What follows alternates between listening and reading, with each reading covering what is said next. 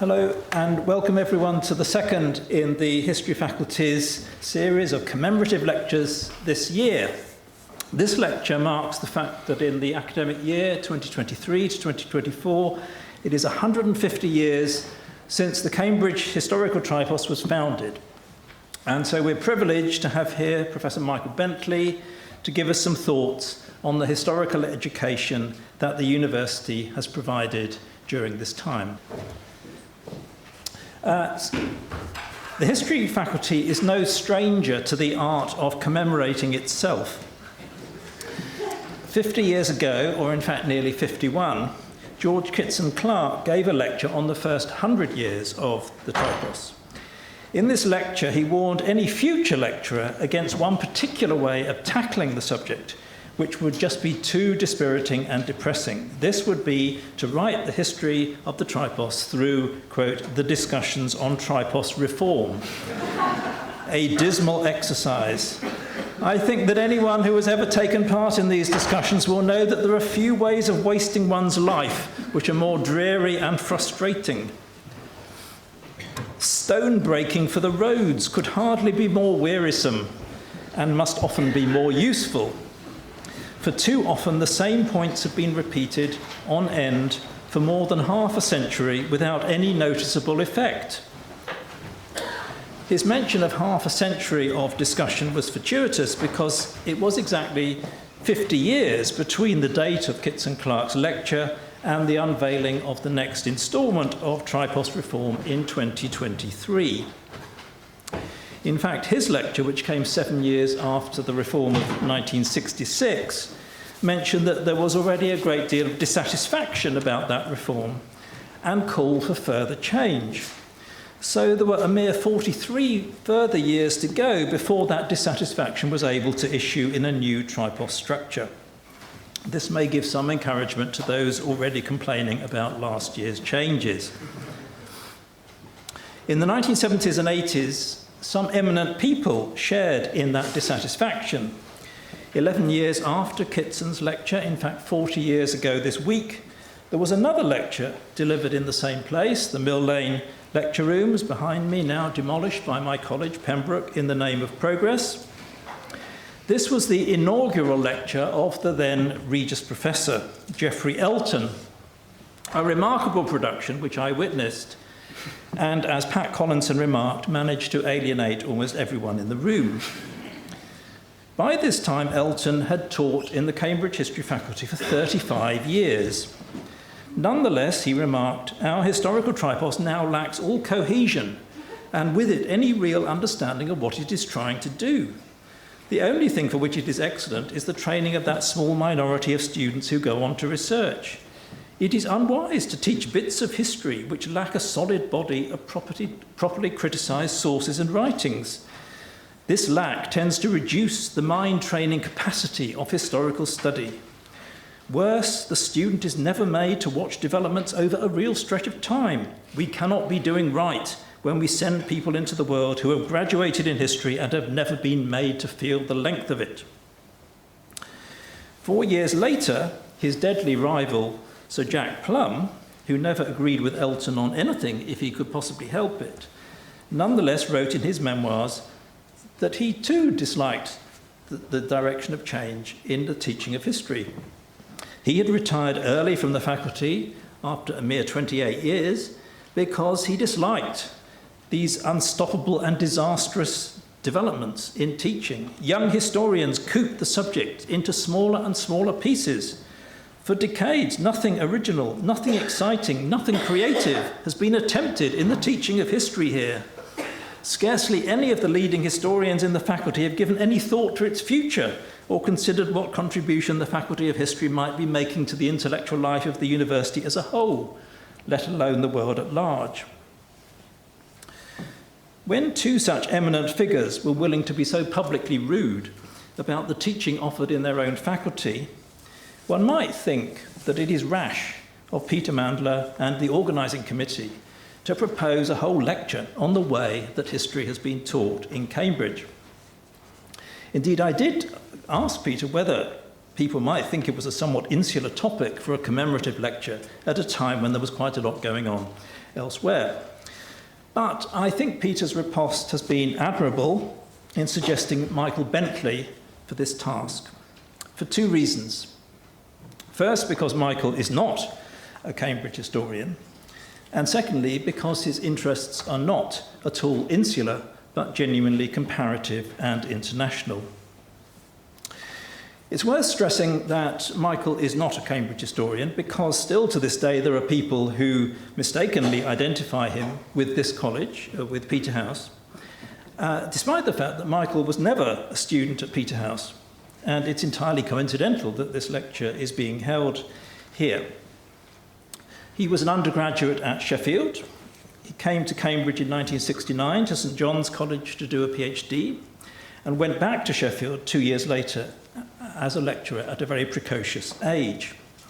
He spent 24 years teaching at Sheffield, then nearly 20 years as professor at St Andrews, and for the last decade has been based in Oxford, where he is a valuable and active member of the historical community, though nominally in retirement.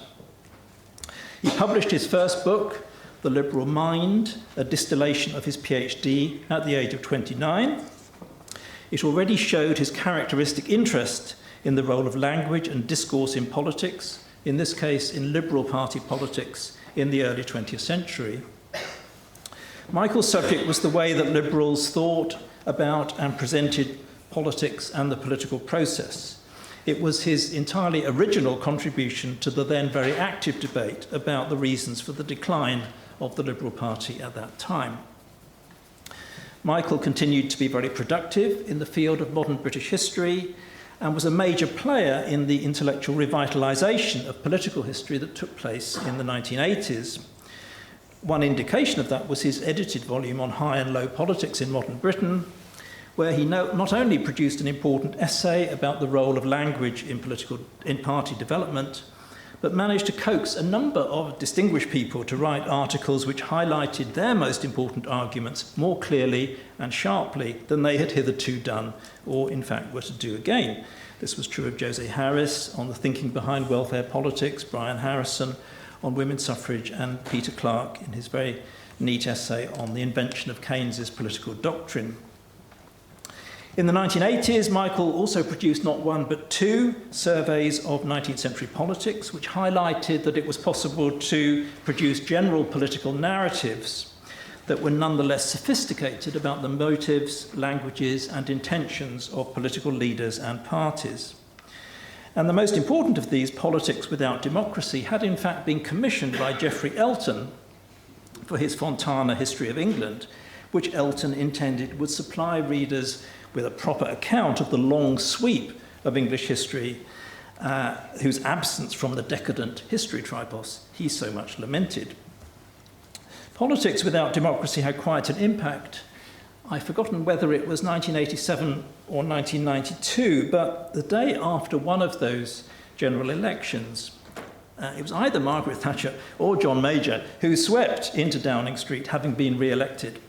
And as the cameras panned around the cheering crowd, one crowd member brandished before the cameras a copy of Michael's book.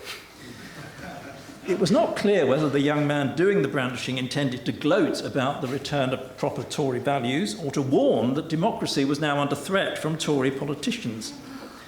I suspect the former because in Politics Without Democracy, Michael was one of the first historians to recognise that Lord Salisbury, who'd hitherto been seen as a ridiculous and reactionary figure, was in fact a highly effective politician in popularising Toryism for a semi-democratic era. He made this case long before Andrew Roberts got a lot of fame for doing so. And this argument was continued in what I think most people recognise as his most complete book, Lord Salisbury's World, published in 2001, which evokes very effectively the value system, tone, and political culture of late 19th century conservatism, and which has attained the giddy height of being one of the set books for our new Part 1A historical thinking module. So Michael has produced 5 books which contribute in a major way to the study of British political culture in the 19th and early 20th centuries. But this is only really half of his achievement, because the particular reason for inviting him here today is that alongside this, he has also for 30 years been developing an expertise as a historian of historiography. I think the first indication of this was the essay he wrote in 1993 on the importance of religious worldviews in the outlook of Victorian historians.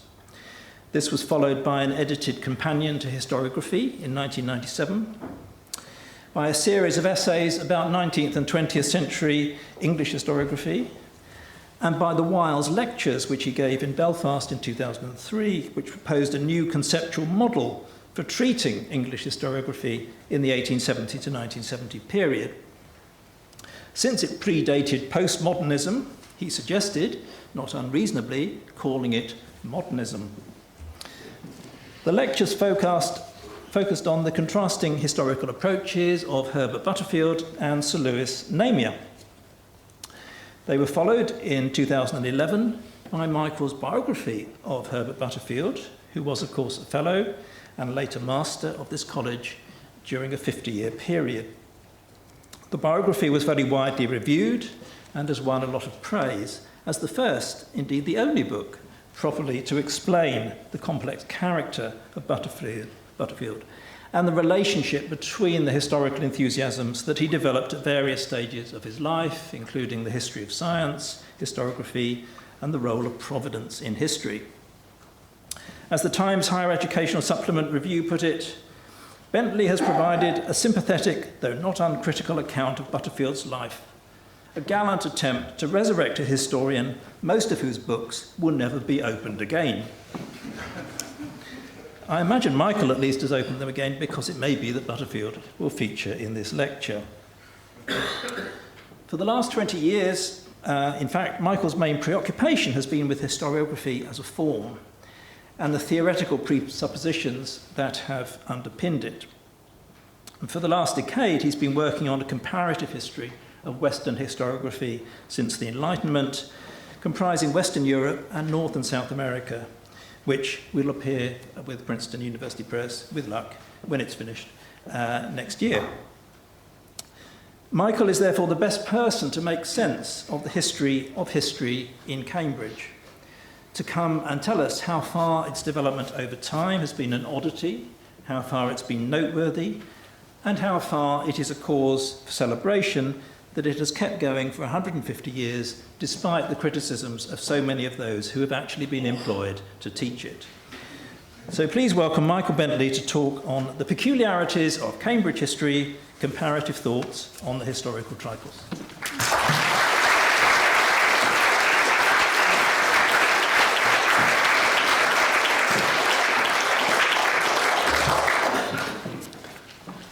It's a great pleasure and an enormous privilege.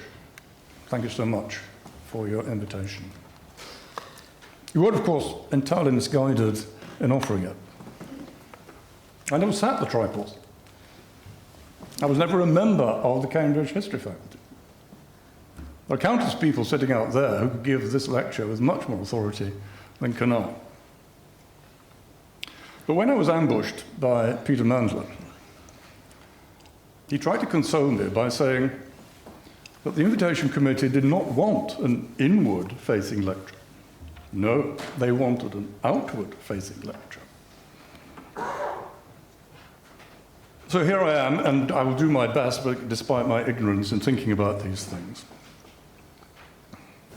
One of the things I worry about instantly is whether I should have decaffeinated my title. Just as I'm going, may I reassure people, to decaffeinate the printed version of this lecture, with which this performance will have a sort of passing resemblance. So if you get name-checked, or if I say something utterly outrageous and upset you, please don't fret too much. It will go away eventually. The title that I offered is actually a riff, which the Europeanists may have picked up, on a well-known book that appeared in 1984 called The Peculiarities of German History. And I thought that might give rise to a kind of pleasing echo.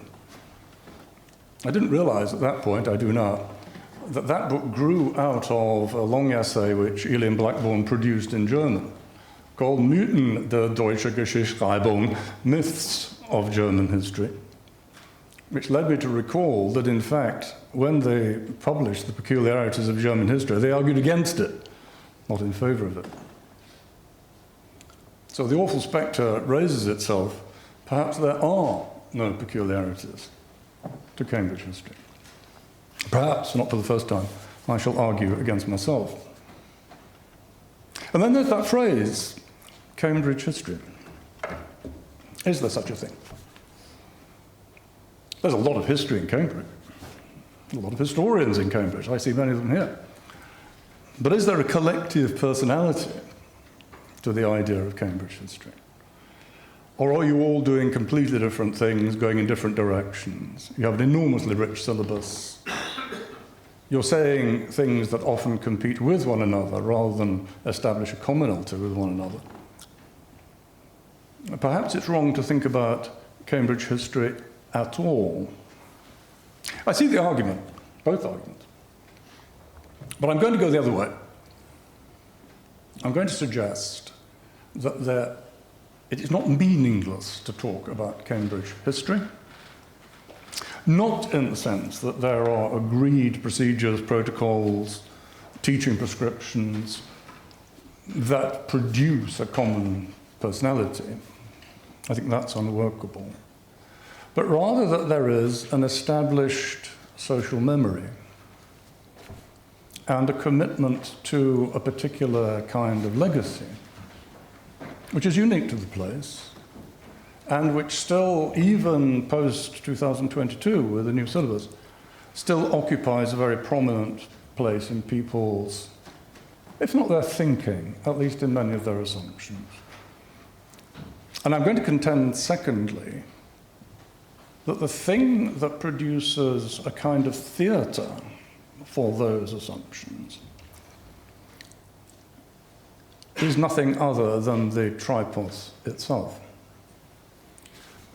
Because unlike Curricular in new institutions, the Cambridge tripos is, always has been, always already. The only phrase of Heidegger's I've ever understood. People come to the tripos, if they want to reform it, as a living creature already there. You never start from the beginning. The tabula is never rasa. And that gives a certain sense of development and continuity when you think about how the tripos has developed over the past 100 years or so, 150 years now. And that's an important feature of how the tripos works. It's a kind of inspiration, but it's also a constraint. It polices borders as well as supplying opportunities. And it operates in a way that I think few other curricula do, as I'll try to imply. There's a history to thinking about tripos, and John's already mentioned some of it. The story begins in 1947 with Jean Olivia McLaughlin, who was a friend, I think probably a confidant, of Herbert Butterfield. And she wrote a good piece for the then Cambridge Historical Journal on the origins of the tripos. And that was what was picked up by Kitson, dear old Kitson, when he gave the 100-year anniversary lecture in 1973. Kitson, for the younger people in the room, George Kitson Clark, beloved, highly eccentric fellow of Trinity, who had spent a great deal of time thinking about the tripos and how to reform it. If you read the published version of his lecture, you may detect a certain droop at the end, where he begins to seem to say that he is worried about the way that the tripos is starting to go. Now, my friend Boyd Hilton, colleague of Kitson's for years, knew him very well, guides me towards saying, quite rightly, that Kitson was never opposed to reform. Indeed, he was responsible for actually pushing reform forward in many ways. He chaired reform committees of the tripos. But there was a particular instinct, I think, in Kitson, that it was fine to reform the tripos as long as you retained its organic nature. And by its organic nature, he meant you retain its comprehensiveness. That was the virtue that he saw. That was the peculiarity that he saw in the Cambridge tripos. That you studied the whole of the history, whichever bit of the history you're looking at, you studied the whole of it. You didn't study a slice of it. But through the 60s, there had been a creeping movement to reduce the amount of comprehensiveness, to raise the spectre of salami slicing, which is the thing he would most dislike.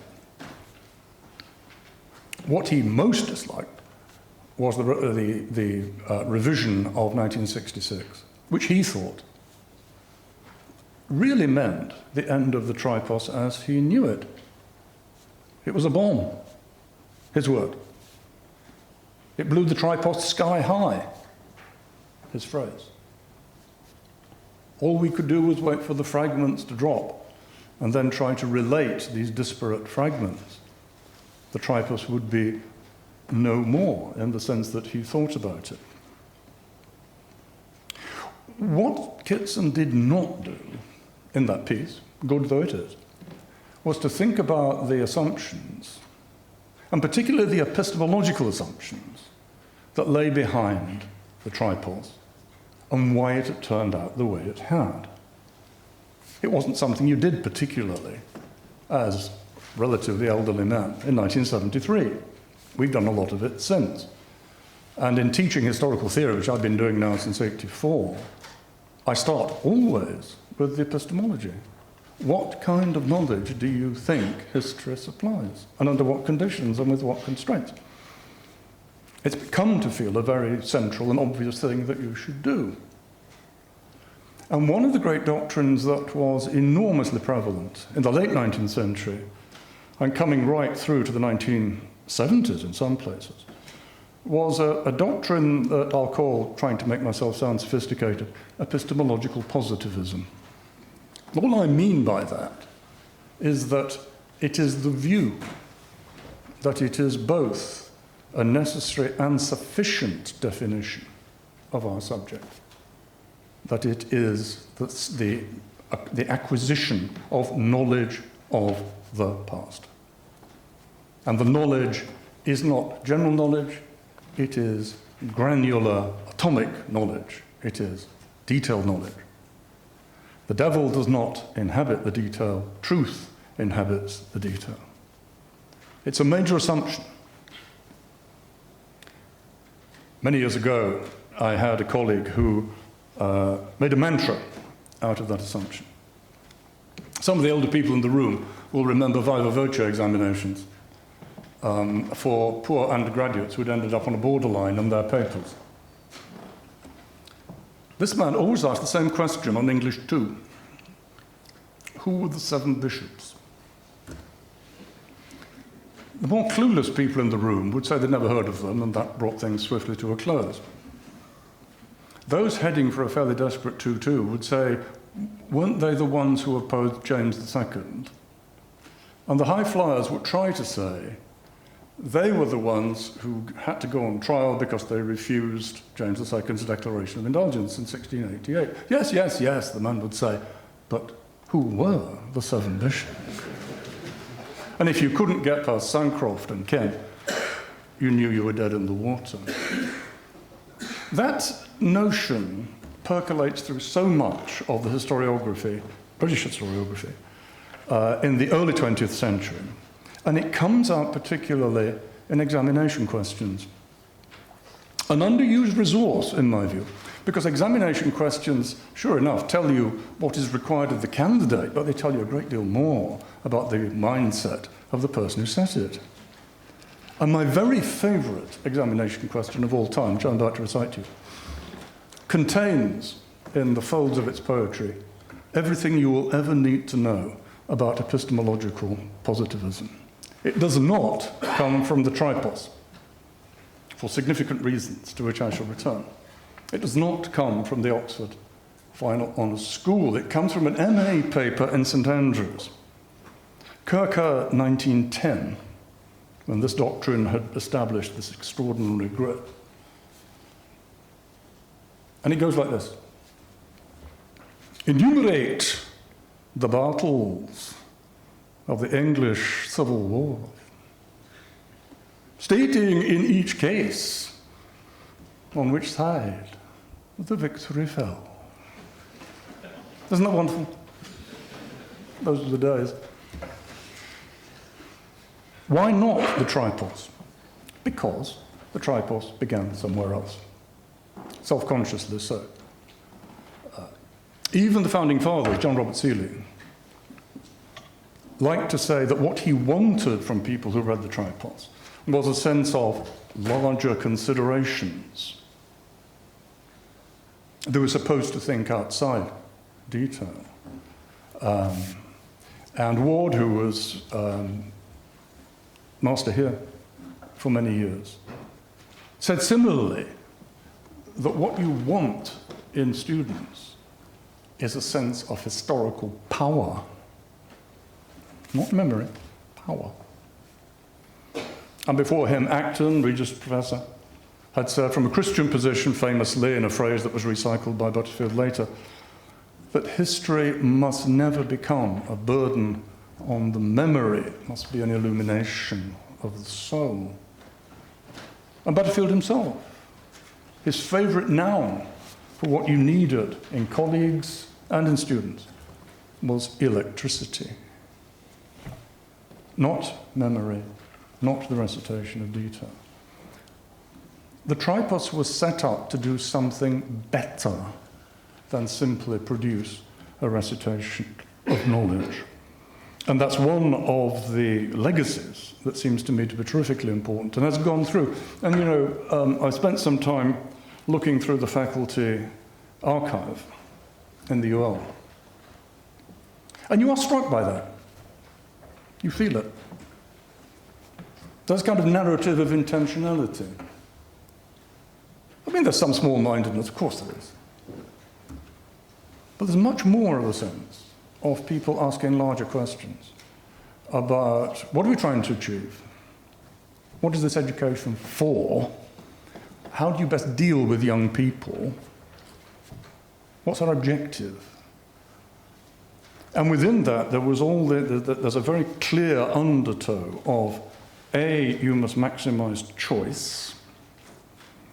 B, you must maximize traffic, because one of the peculiarities of Cambridge history is an insistence that it must be possible for people to move from part one in one area of the work to part two in history. And that's held on to very firmly. And the other thing's progression. There's an enormous stress in the material on the importance of what we, in our cliched world, might call escape velocity.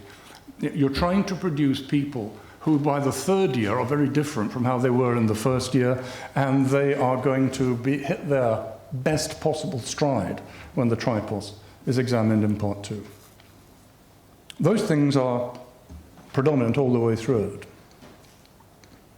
There's another thing which my friend and colleague George Garner put me on to. George was here at Queen's, and because he was a medievalist, he came in contact with Ullmann.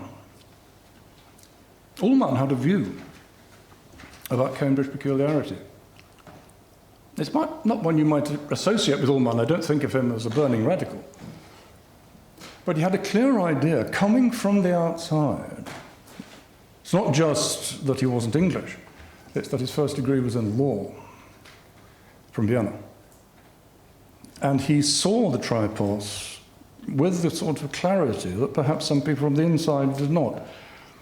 And his view seems to have been this, that what the Tripos is a sort of concealed history of ideas. Now by that, he didn't mean, I don't mean, those courses in intellectual history which Quentin led with such distinction from the 60s.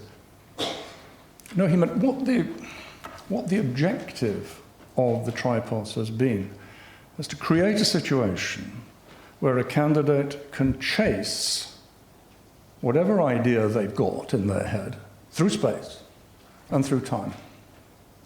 Whatever it was.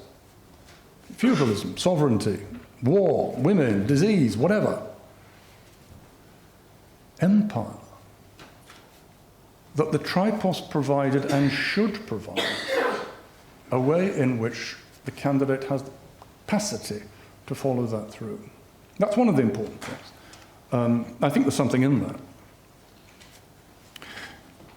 Whatever you do with the Tripos, you're dealing with legacy, and legacy has been very rich since the reforms of the 1960s, because these things don't go away. What kind of legacies? What were the most important things that remain after 1966? That connection with law and constitutionalism, which runs all the way back to the beginning of the Tripos, because originally there was a disastrous attempt to unite history with the law faculty, which fell apart, and was one of the reasons why the idea of the Tripos, an independent Tripos, came on the scene. The notion of constitutionalism, and tied very much still into the history of law itself, not least because, of course, the greatest historian of law was Downing. If you've had Frederick William Maitland in your background, it's not something easily forgotten, nor should be. And this coloured the way that constitutionalism was read and fostered. And constitutional history here retains a lot of its strength, probably longer than in most places that I can think of. Another part of this tradition is economic history. That goes back to Cunningham, but of course it has an enormously strong feed coming through the 1930s with Munia Poston, Eileen Power, and then a very significant and distinguished run of people who deal with economic history after the war. Charles Wilson, Donald Coleman, Brian Arthwaite. The reason I mentioned those two things together is because they hang together. And that's the peculiarity. It's not that there's constitutional history. Everybody did that. We all read our Costin and Watson. It's not that there's economic history. Lots of people did that. What's significant, as it seems to me, is the twinning. And that idea that if you do a period of British history, you should be made to study it in two separate installments, one dealing with constitutional and political issues, one dealing with economic and social issues. And the determination to keep that model is something that persists far longer than I can think of anywhere else where that twinning, as it were, takes place. That's one of the significant developments, as it seems to me. There's another. Imperial history here was not as strong on my reading as it was in Oxford, or indeed in London. It's true that the Cambridge history of the British Empire, late 20s, early 30s, was significant, but only one of its editors was from Cambridge. But he, E.A. Benions, turned out to be significant in another way. He had an interest from an imperial point of view, now very in fashion, in America. He was the first person to teach a course on American history here, towards the end of the war, 1943-4. That was the beginning of something very significant. Because again, it's a twinning. Imperial history ran alongside the early American history. It is true that the imperial history fell away, as it did in most places with decolonization and so on, from the 60s. American history did not. American history became one of the most important strengths of Cambridge, but it's also one of the most important peculiarities. I can't think of anywhere else that had such an enormous impact on the way that teaching happened And again, with a string of people, I suppose the beginning of the real takeoff of the whole thing was the coming of a group of people, most particularly the great wunderkind of Glasgow, not Neil Ferguson, he came later, and Dennis Brogan. Brogan, the man who could forget nothing. Brogan, the man who did both America and France. Staggering output. Brogan, father of Hume, who continued the French tradition. And Brogan attracted an awful lot of students. Many students were in the late 40s, 90s, 50s. Many students wanted to do American history. It didn't require linguistic background. It was exciting. It was different from what they'd done before. They'd done it at school. And so pressure was put on people to start teaching American history, even if they didn't. And the person who was most in the frame for that was W.R. Brock, William Brock of Selwyn, who was minding his own business, having written Lord Liverpool and Liberal Toryism, but who was encouraged, that is to say, told by the faculty that he was to become an Americanist. And he was bundled off to America to retrain. And Brock became one of those people who was extremely prolific in American history and sustained the teaching of it.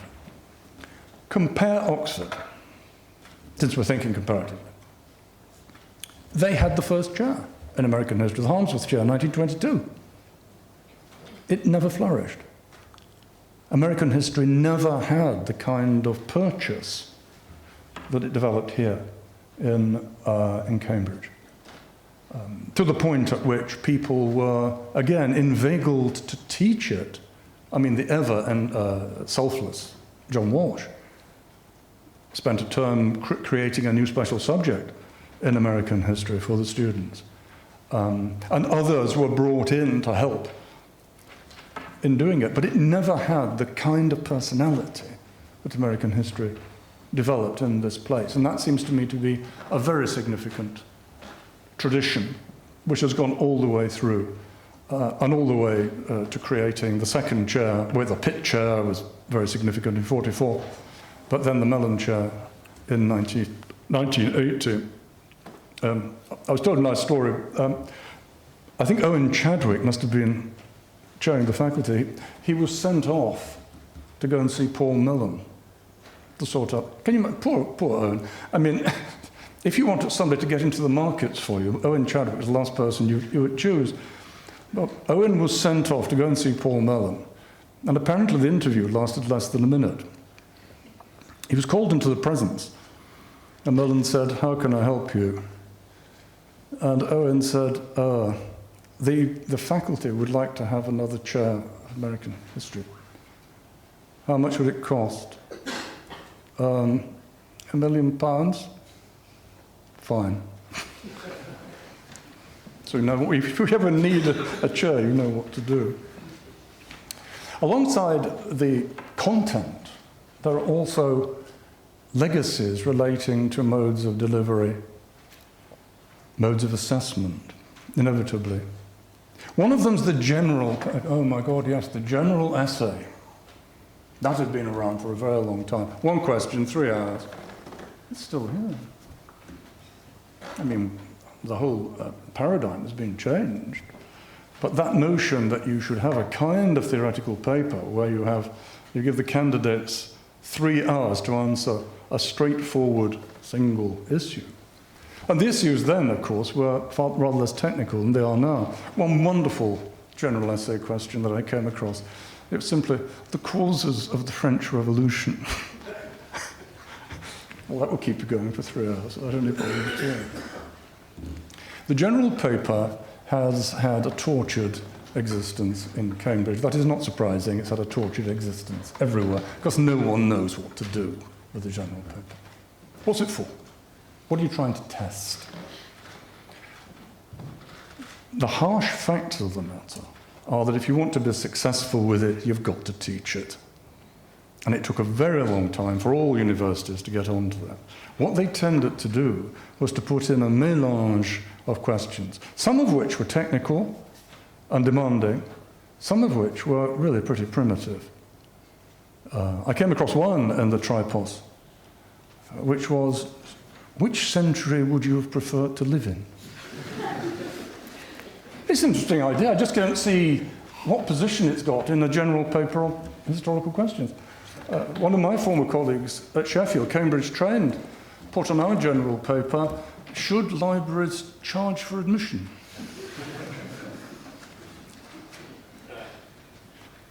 The difficulty is that you have to understand, and I think this was always the problem, that history is fundamentally a theoretical subject. And that has always been the sticking point. There's always been that very firm tradition that history is an empirical subject. You go out there and you do it. You do not need theoretical training. You don't need to confront theoretical issues. I've never believed that because I'm simply a congenital historiographer. I think that way. But I do think it's one of the reasons why general papers, whether it's general historical questions, which the general essay morphed into, whether we're now with historical arguments in the new syllabus, the same things really apply. But when we get to 2022, I'll come to later, it is now taught. You are now having a phased series of issues dealing with skills, not a nice word, there it is, skills, and then you do methodology, and then you do concepts. Clunky, but okay, at least it's being taught. The idea that you just leave it to very clever people to write for a long time, I think is no longer with us. We are not the same. The undergraduates are not the same. I think we have to deal with that. And then there's the mode of delivery, which was universal in Cambridge. The unit of teaching in the Tripos was, until certainly into the 80s, the lecture. When people wanted to teach a subject, they were asked how many lectures would they like to give on it. The lecture list was created long before 1966. You may think that's normal. It actually isn't. I was talking to James Raven, because James is important in here because he's been in both places, knows how it is. And James told me his astonishment that when he went from Magdalen over to Mansfield College in Oxford, the first thing he asked when he got there was, where's the lecture list? Of course, there wasn't one. Didn't work like that. The lecture was not the fundamental unit. If you needed to go to any of the lectures, the tutor would advise you. But there wasn't that sense that here's a wonderful cornucopia of things. Go to something that interests you, widen your mind. There wasn't the equivalent of thousands of people flooding to Pesner's lectures, for example, just because they were interesting and wonderful.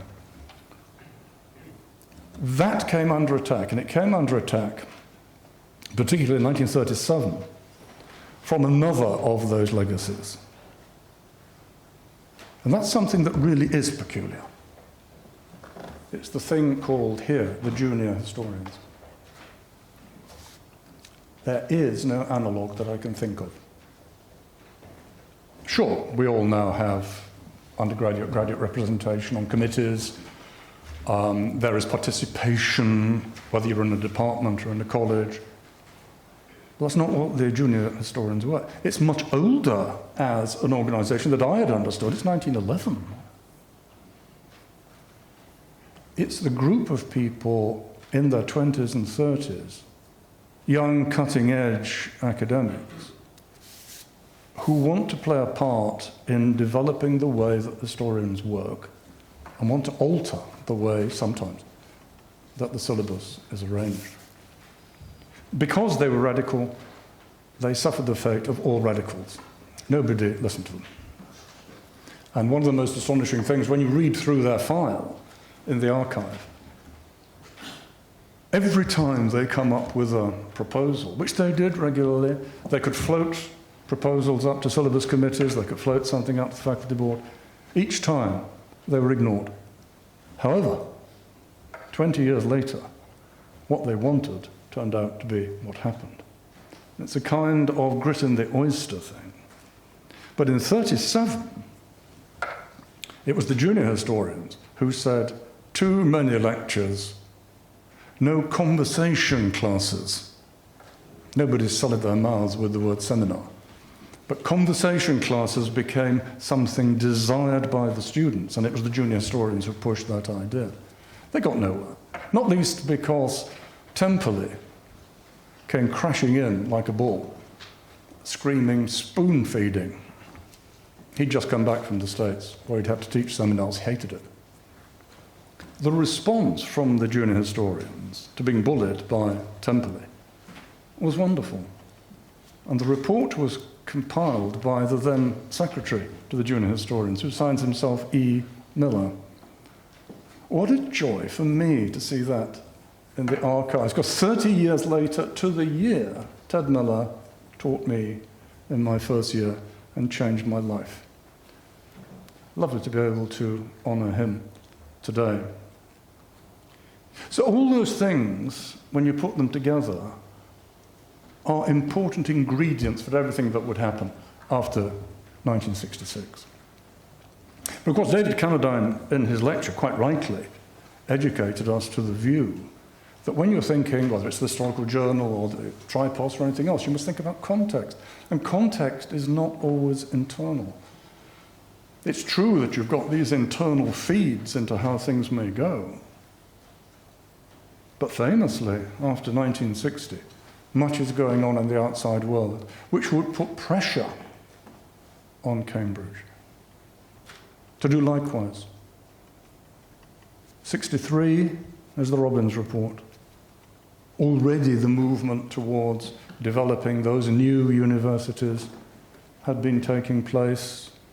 Sussex, UEA, Kent, Essex, Warwick, Kiel, Lancaster, York, Stirling. And as in the Hartley novel, they did things differently there. They didn't have an established curriculum. They invented one. And they could start from the assumptions that were then governing what they thought their undergraduates would want and cope with, what they themselves wanted to teach. And it produced a very different template, so that pressures started to mount on the way that Cambridge would have to react. Part of that, I think, was theoretical, at the level of intellect. The recapturing of the idea that theory matters, which developed obviously partly because of what was going on in France in the late 60s through the 70s, but also here. And Quentin Skinner's collection of papers on the return of theory in the human sciences, 1985. Hold on to that date. I'm going back there. That was a nice sign. It's not what that book contains that matters. It's the fact of it.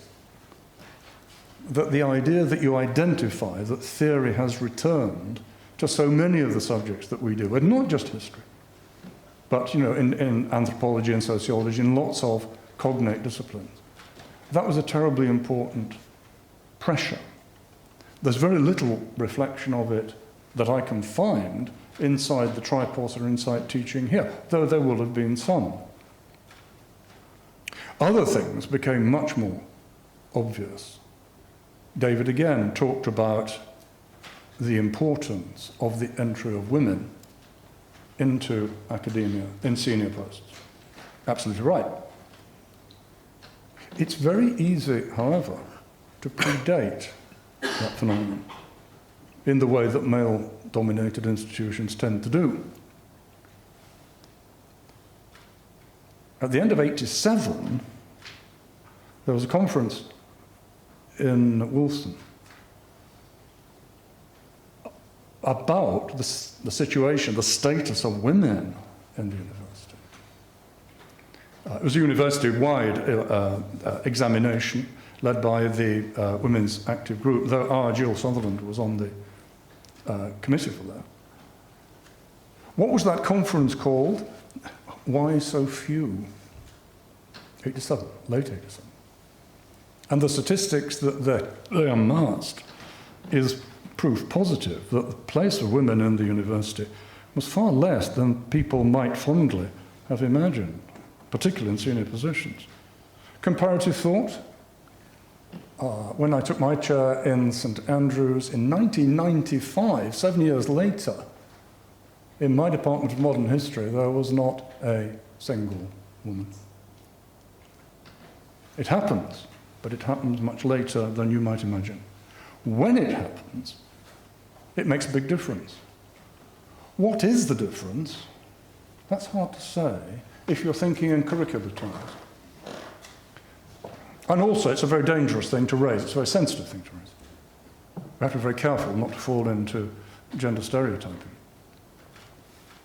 Would it work, as a tentative suggestion, that one thing that makes it different from what had gone before is that in that earlier generation, when women were very strong in Cambridge and elsewhere, I think of Helen Cam at Girton, Marjorie Perham in Oxford, Lillian Penson in London. That generation followed the main thrust of the kind of history that the male members of the cohort were doing. They did imperial history, they did constitutional history. But the women who come in later, in the 90s and 2000s, they, I think, I hope that this isn't a brash word, I think they contribute strongly to something that was already there, the development of a cultural historical posture, which became more and more powerful in Cambridge, in ways I'll suggest in a bit. That's an important development too. Other pressures were much less welcome, because the new universities did bad things, and the faculty feared that this was so. From the 1960s, a phrase began to circulate within the discourse. The phrase was continuous assessment. This was alarming, mainly because no one knew what it meant. The faculty, magnificently, decided that the first thing to do was to find out before they decided they didn't want anything to do with it. As in the days of King Herod, emissaries were sent out into the world to discover what it might mean. I feel terribly sorry for whoever then was running the Syllabus Reform Committee, because that person was tasked with writing to every university in the country, and through a conceptual error also to Harvard and Yale, to ask them what they were actually doing with this so-called continuous assessment. But when the answers came in, they were appalling.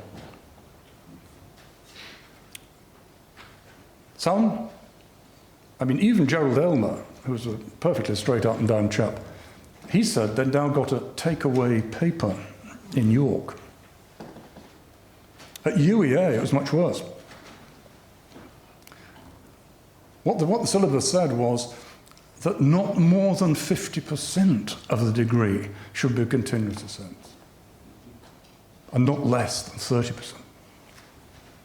In the new University of Ulster, fully half of the degree was assessed in non-conventional ways. Well, having satisfied honour, the faculty had looked at all these appalling pieces of paper and decided they didn't want to touch it with a barge pole. Far more difficult was the other word. And this time the faculty knew ab initio that they wanted nothing to do with it, because it would raise phenomenal questions. That word was dissertation. It's still here. Still worrying about it. It is a peculiarity. Not that you've got it, but that you took so long to get it. We'd all been doing it for years. The fundamental question was, A, should we have a dissertation? B, should it replace a course? C, should it be compulsory?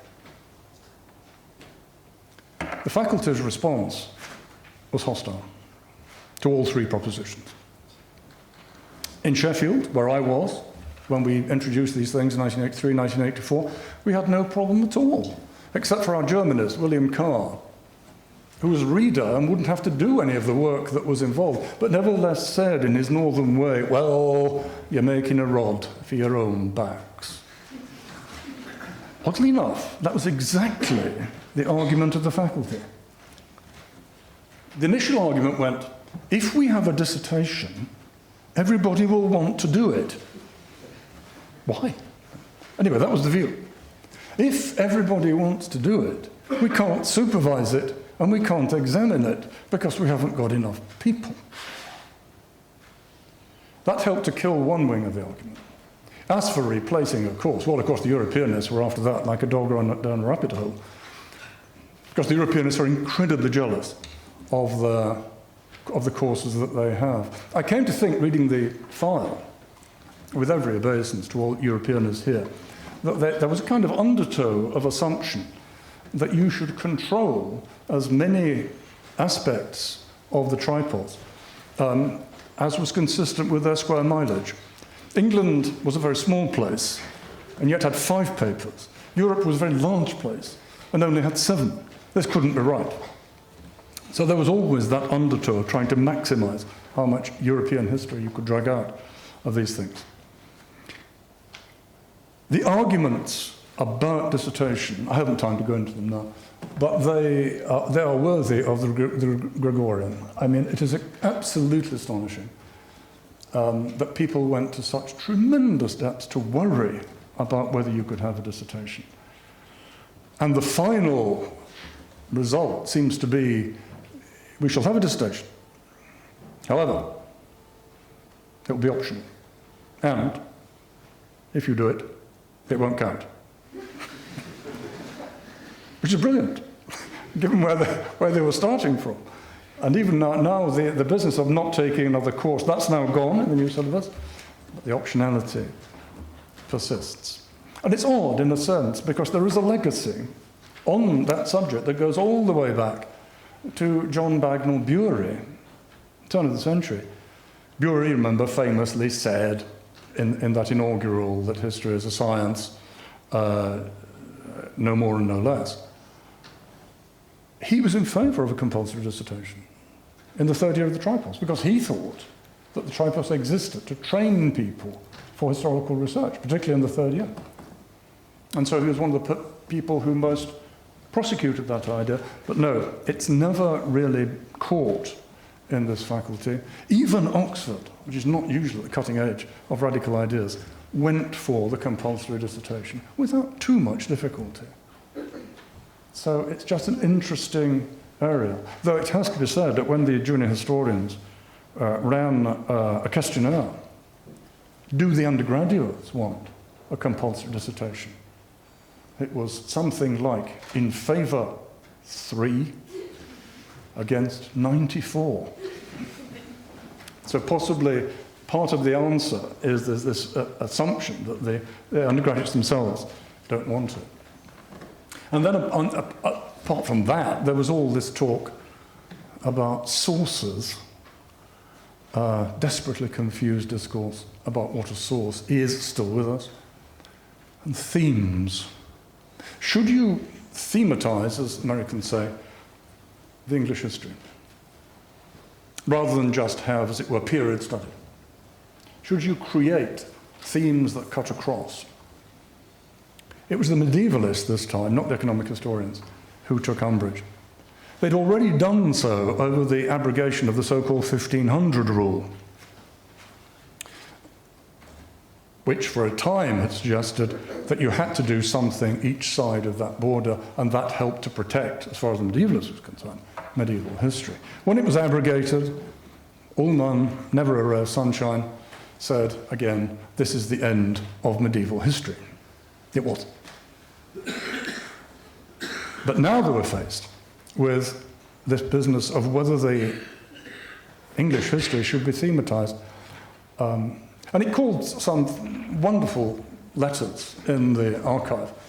My favorite says, if the proposal is to introduce themes in English history, I cannot believe this will be other than lowering standards. I shall therefore oppose it. Yours, Jonathan Riley-Smith. Ullmann thought he could kill themes in 2 short sentences, underestimating the resilience of the Cambridge faculty. The 2 short sentences, well, this is the ultimate possible put-down. Quote, "They tried it at Leeds." Full stop. Need I say more? It was to no avail. Themes and sources are still with us, whatever you think of them. These external pressures matter, but so did external perceptions of what Cambridge history was about, because they helped to form an image of this place within the wider world. And since we're trying to think slightly comparatively, it's important to call in on that. 3 collectivities were identified, at least 3, you may know others, which were held to symbolize the identity of Cambridge history. 2 of them were schools, the Cambridge School. One of them was a group. I should say a little bit about each. One of the schools was based here. And it was, indeed, the Labour Minister, Richard Crossman, liked to talk about the Peterhouse School, not the Cambridge School.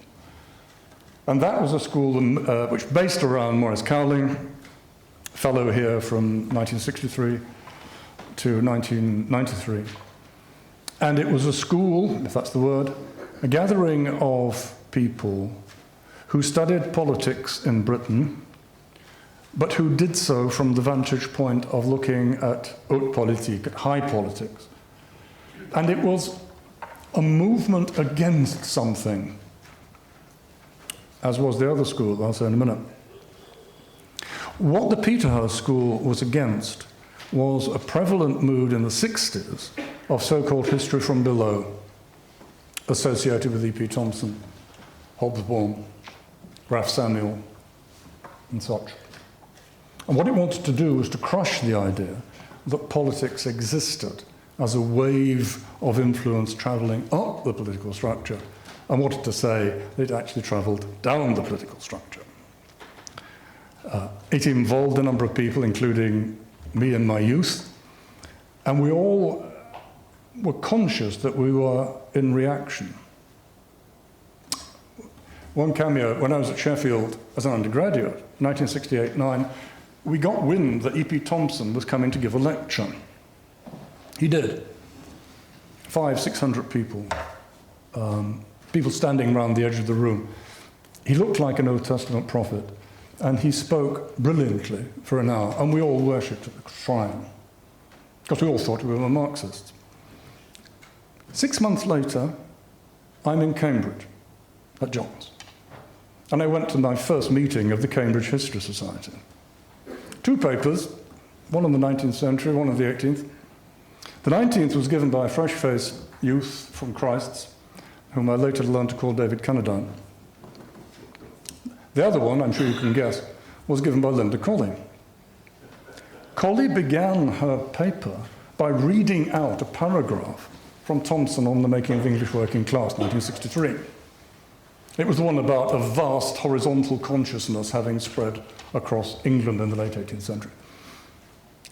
What intrigued me was the response of the room. I soon realized that I was the only person in genuflection.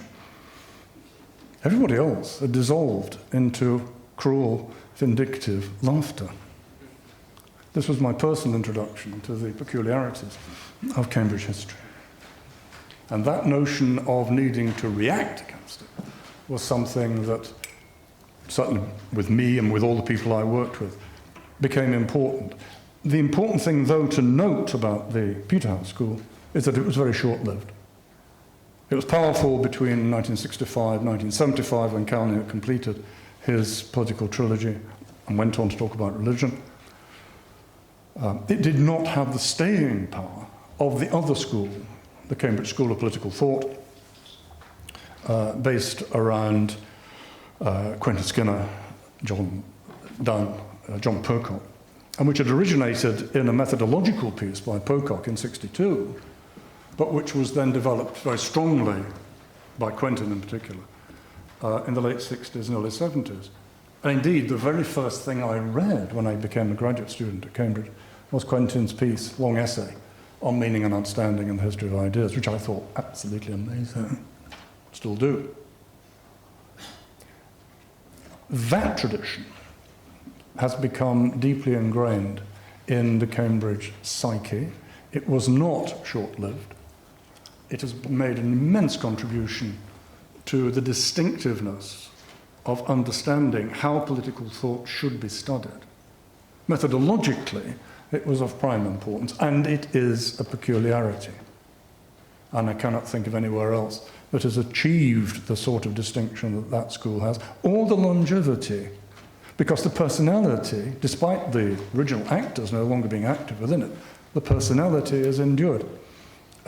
Some people here will remember, if they were at John Robertson's launch for his new book on time in political thought, I remember John saying something that stuck in my mind, that one thing he wanted to do as a professor, being a professor here, was to produce a book that would have some sort of Cambridge personality.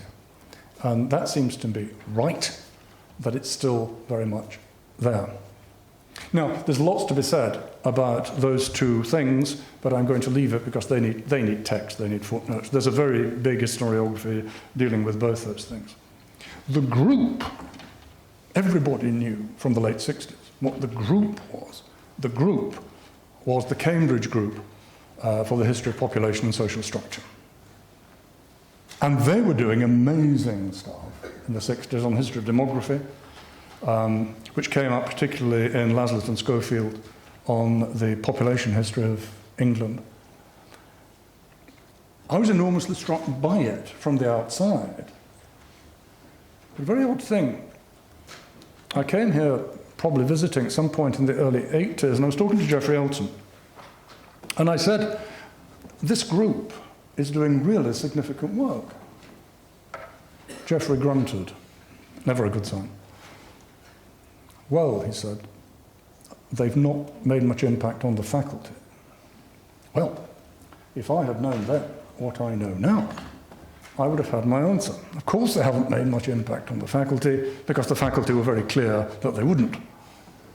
And when you read the file, it's a series of attempts by the Cambridge group, Peter Laslett, Tony Wrigley, all the way through into people who, the wonderful Simon Schretter, were not really in the faculty until 2002. It took a very long time for them. It's a story of appealing to the faculty to have more teaching, to participate more, to collaborate more, and of being rebuffed. Why? Well, I understand part of it. Laslett was not the easiest personality in the world, and staffed through politics. Tony Wrigley staffed through geography. It was a moment of clear metric excess. Many people within the faculty were probably alarmed by it. I see all that. Nevertheless, it's a slightly sad story that it took so long for the Cambridge group to be, as it were, brought into the compass of Cambridge history in general. And they were driven to trying to get testimonials from other places to make themselves respectable. They were driven, indeed, not to writing to Mill Lane at all, but to the Boulevard Raspail, above the Ref Bank in Paris, looking for some sort of testimonial that they could use in order to get more purchase, whether it was with the SSRC or wherever. The testimonial arrived. It's a piece of paper, it's sort of that big. And you wouldn't think a piece of paper that big could contain such a density of intellectual patronage. But this is Paris. It's absolutely wonderful. And at the bottom, I won't quote it to you, at the bottom there's a scrolled signature which you can discern as E. Leroy Ladurie, of whom you may have heard. The school's rather tortured progress, I'll say more about in the printed version of the lecture, and won't stay with it now.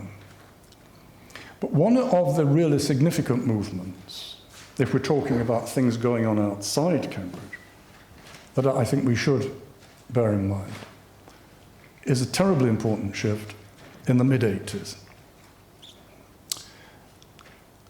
It was heralded by a number of publications from the beginning of the 80s.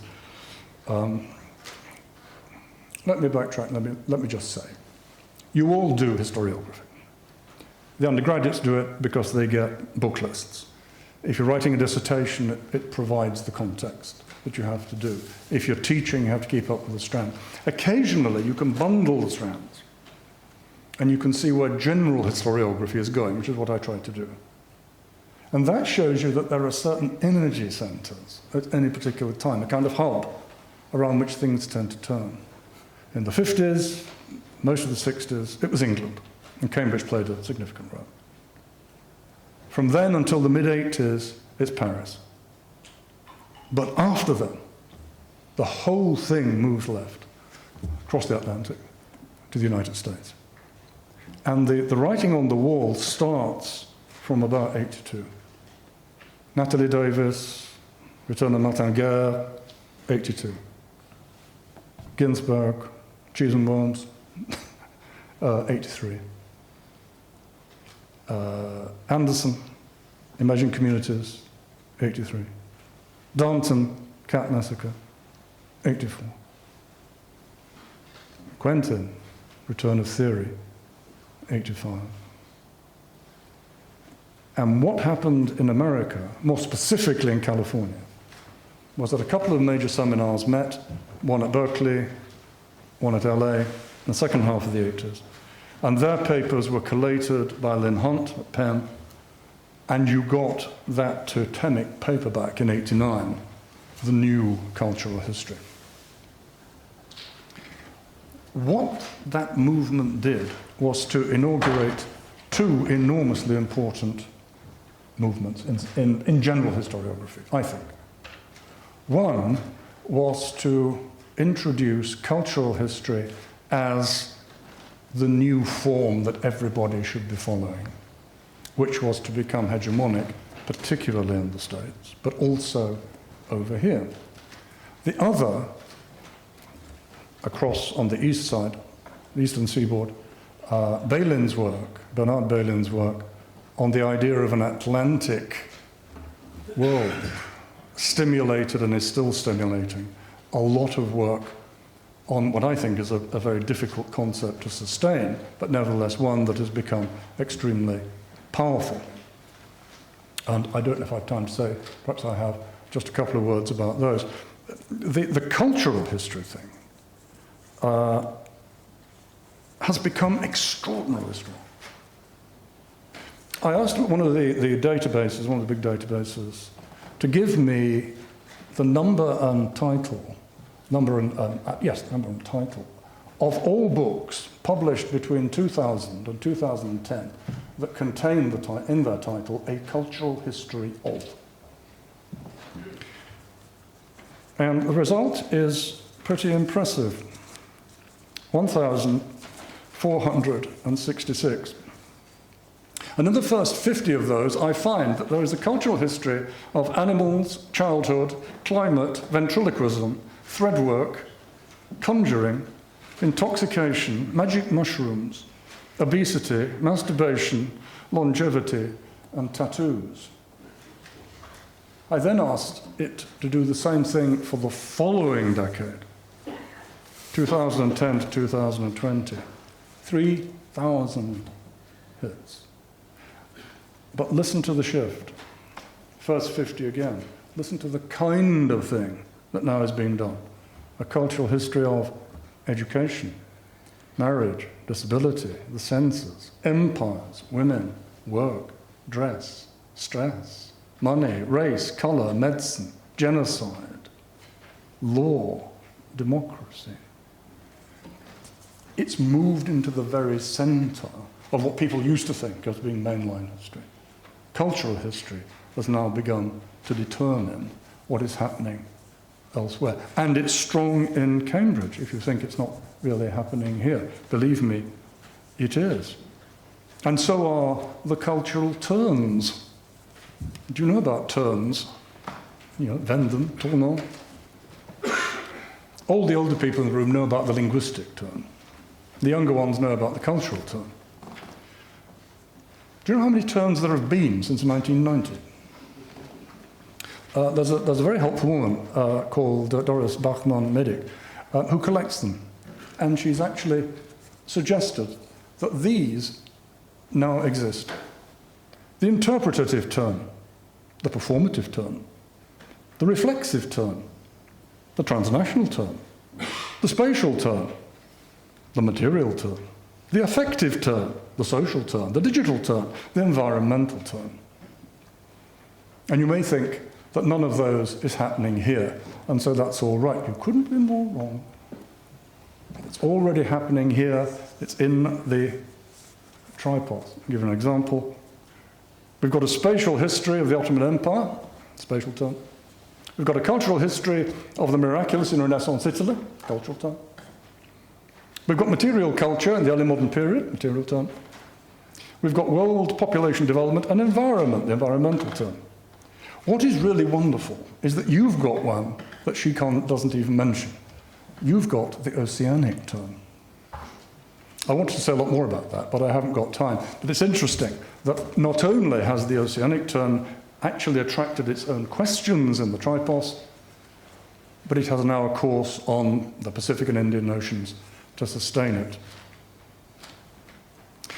These shifts from America were to play an enormous part. I've got to leave them until I do the published work. But I should be dwelling on the idea that the impetus for so much since the mid-80s, or certainly since the 90s, has had its origins in American historiography and responses to it that have taken place over here. I don't lament that in the slightest.